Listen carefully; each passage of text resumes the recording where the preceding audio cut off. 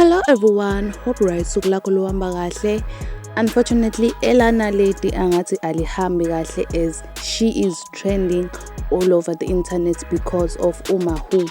So uMaHoo use-expose wachaza ngakho konke okwenzeka between yena noNaledi kubeze bexabana bethukana kanye nosisi wakhe uAmahle. Uchaza lokho kwi-interview yakwiGaga CFM. So first of all, before nje size siye kude, bazana kanjani na? Ukwazana kwabo bazana ngokuthi uNaledi ubezwana kakhulu nosisi wakhe kaMaHoo, sisi kaMaHoo nje uAmahle. They were kind of like friends yabo. Bazama ukwenza ingoma together noMaHoo, but it didn't work out. Iqala phi ke i-fight yabo iqala when uAmahle decides to organize an event. So ke uthi uMaHoo nake uNaledi ke kwi-event yaAmahle wafika nabantu abawu-3, I think mhlambe kokuwabangani bakhe labo.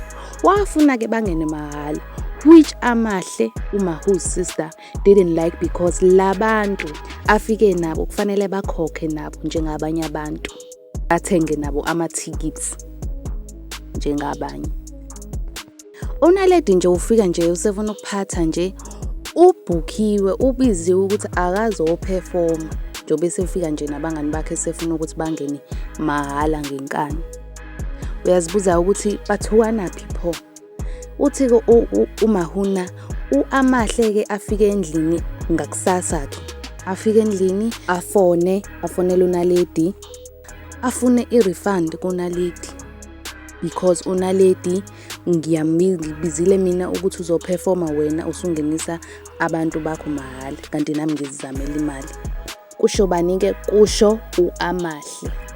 uNaledi ke thiwa ke aqale lapho ke ukumthuka kuAmahle. Guys, angazi mina ukuthi lento iyiqiniso yini because sizwa iside elilodwa. I think fanele uNaledi naye aqhamuke explain like his side because manje usewumuntu omubi yonke indawo. But ngalokho angisho ukuthi I don't believe uMaHoo ngayonke lento ayishoyo, but fanele si decide ukuthi ubani wrong ubani right ngeside elilodwa, but angisho ukuthi ngithini. Uthi uMaHoo aqale lapho kuNaledi ke athuke uAmahle, ambize ngokuthi yena uAmahle ingane yakhe idliwa yintuthwane wara. uAmahle ke akhale atshele uMaHoo. uMaHoo nake naye kuze kuzweleke ngoba uAmahle uNaledi libele ethuka uAmahle waya akami.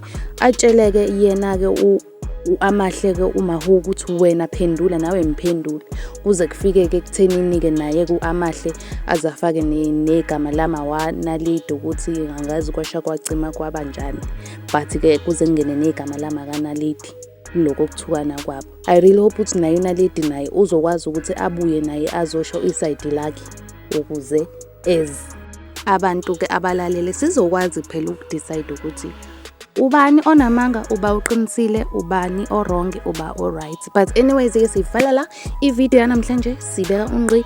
I really hope ukuthi u-enjoyile i-video yanamhlanje. If u-enjoyile ngiyacela ukuthi usimeshe lo like button, uphinde usimeshe nalo subscribe button. Ungakhohlwa na ukuthi ucomment down below ukuthi wena uyayikholwa yini lento eshiwo uMaHoo noma uyikholwa. But anyways, I will see you in the next video.